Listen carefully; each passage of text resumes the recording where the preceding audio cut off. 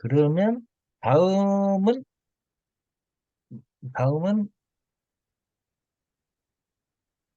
요걸, 다음 주제는 주주총회와 주주총회와 이사회. 이사회에 대해서 한번 이야기를 해볼까 합니다. 네.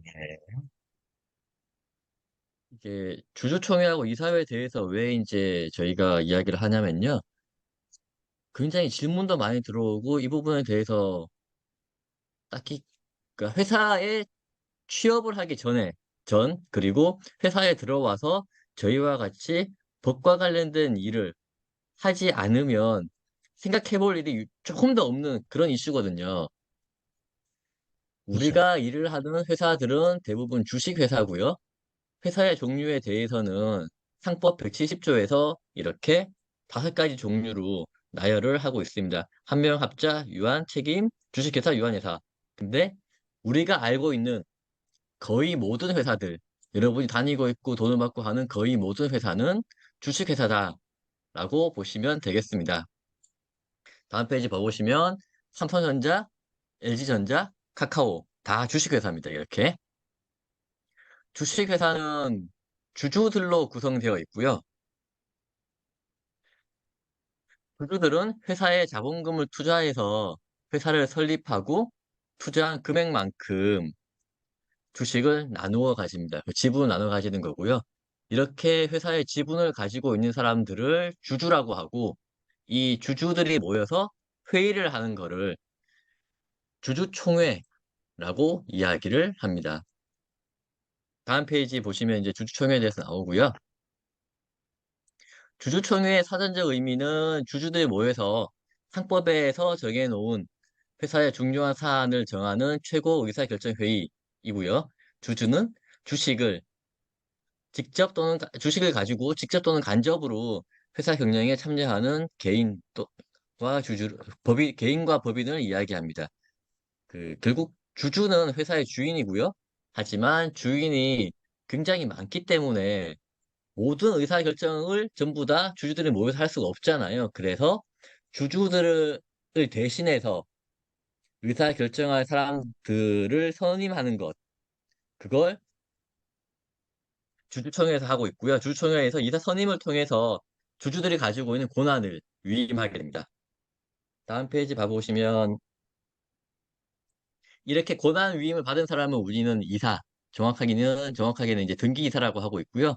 이사의 숫자는 상법에서 3명 이상으로 정해놓고 있고 정관에서 얘보다 더 많은 수를 정할 수도 있게끔 하고 있습니다. 저희 회사 같은 경우에는 지금 3명 이상, 10명 이하 이렇게 되어 있고요. 그러니까 그래서 이제 회사의 구조를 그려보면 주주들이 주주총회에서 이사들을 선임하고 이 이사들은 이사회를 구성하고요. 근데 모든 의사결정을 주주총회나 이사회에서 할 수 없기 때문에 중요한 일은 이사회에서 결정을 하고 일상적인 업무는 이사회를 대신해서 대표이사가 권한을 위임받아서 진행하게 됩니다. 그리고 대표이사는 임원들에게 권한을 위임하고 업무를 진행합니다. 결국 주주들이 가지고 있는 권한을 주주들은 이사회에 위임을 하게 되고 이사회는 대표이사한테 위임을 하고 대표이사는 임직원에 위임하는 이런 구조가 되고요. 이사회가 일을 잘하는지 못하는지에 대한 감시를 해야 되지 않습니까? 그거를 우리는 감사, 그리고 감사가 여러 명이 있으면 감사위원회라고 부르고 있습니다. 유성은, 이 회사가 보통 이제 이게 5가지지 않습니까? 한명합자, 유한, 주식회사, 유한회사. 근데 조금 생각해보면 개인 회사들이 있거든요. 개인 사업자. 근데 그거는 이제 개인 사업자는 이 회사가 아니기 때문에 요 상법상에는 요 회사가 5개지만 한 95%는 주식회사, 95%는 주식회사이고요. 한명합자회사는 이제 토건회사들이라든지 지역 가족회사들이 쭉 있습니다. 한명합자회사는 가능 있고요. 그 택시 회사 보니까 가끔 한 명 합자했었는데 그거 왜 그런 거예요? 예. 예전에는 한명합자, 유한회사 요 3개의 뭐 3개뿐만이 아니라 주식회사 제외한 요 4개의 최대 이점이 뭐였냐면, 감사를 안 받습니다. 그러니까 그게 뭐냐면, 그, 국정감사라고 해서, 저희가 주식회사는 자산 120억, 부채 80억, 뭐 부채 100억, 뭐 일정 규모가 넘어가면, 그, 법정감사를 받아야 돼요. 감사 보고. 의무적으로 다트에 공시를 놔야 돼. 그래서 다트에 보면은 비상장사라도 감사, 기라고 녹색으로 표시되면서 감사 보고서가 올라가는 게 이제 그런 의미인데, 요 한명합자 뭐 요런 유한 회사들은 감사를 안 받아도 됐었어요. 그래서 뭐 예로 들면은 워렌 버핏이 대한민국 대구인가 대전에 있는 무슨 회사에 투자했다.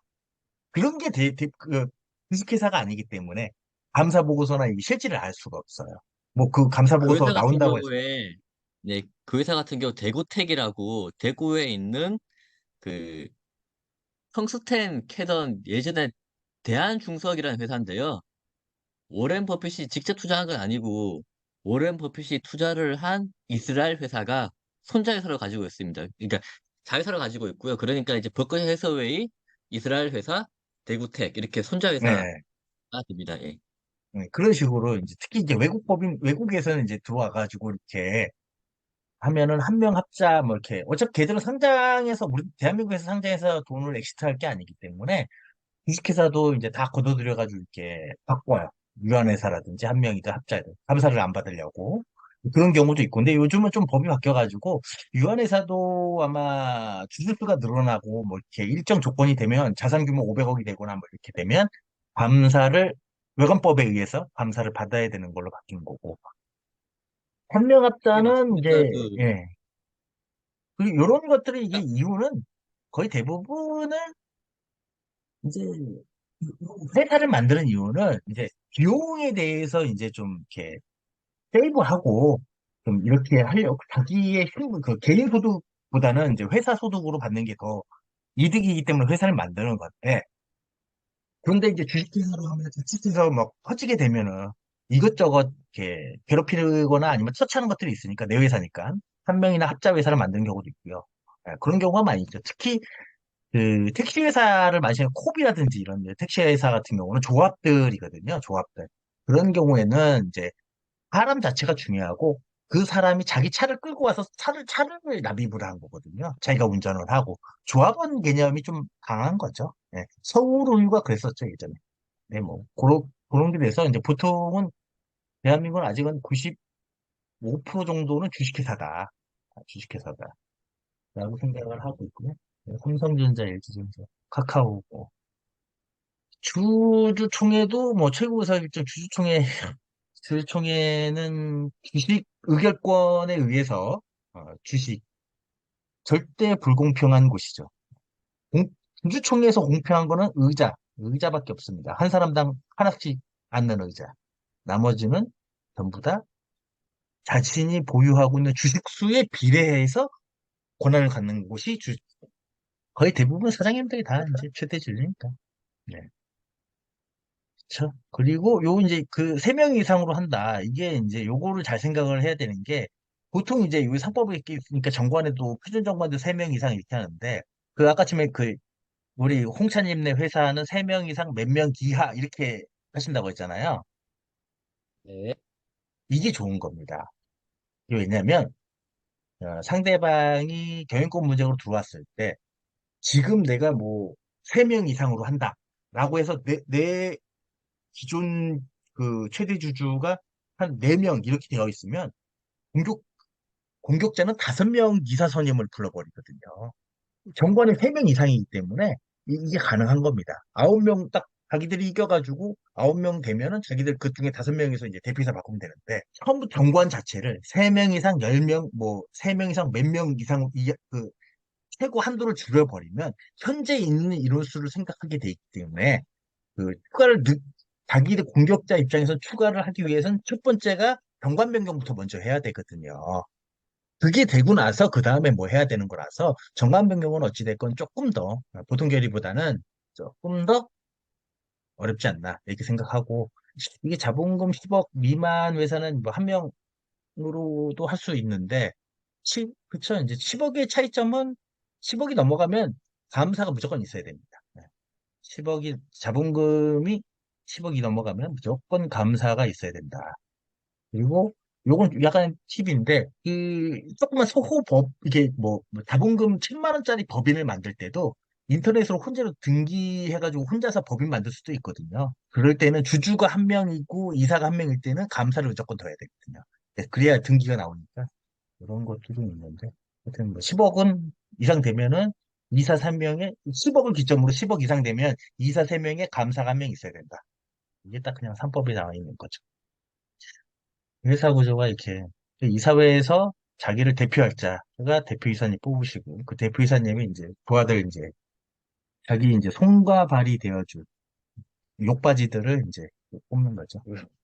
부하라고 표현하면 안 되잖아요. 동료, 노비, 노비라고 하겠습니다. 동료. 아, 동료는 원피스에서나 나오는 그 아름다운 너는 나의 동료가 되어라. 뭐 이런 건가요? 그렇지는 않습니다.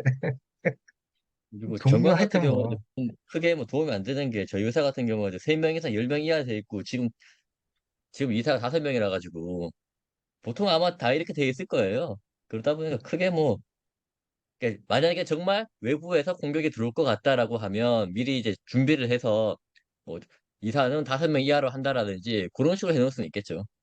근데 잘 생각을 해보면 내가 미리 준비를 해서 정관을 바꿀 정도면 정관을 바꿨다는 거는 내가 아무리 총발행 주식수의 33% 이상을 내가 어찌됐건 확보하고 있다는 얘기인데 그러면 공격받기가 좀 덜하죠. 예. 내가 정관을 바꿀 정도니까 문 닫고 해도 내가 33% 이상 갖고 있으면 조금 뭐 쉽지 않죠. 공격 들어오기 전에. 공격이 들어온다는 게 내부자가 아닌 이상은 그 정도 되면 뭐 혼자서 정관 바꿀 정도의 지분율이면 공격은 거의 안 받는다고 했죠. 예. 그래서 뭐 내용은 그렇습니다. 요즘 뭐 그런 거 따지고 공격합니까? 그냥 막 공격하지. 그렇죠.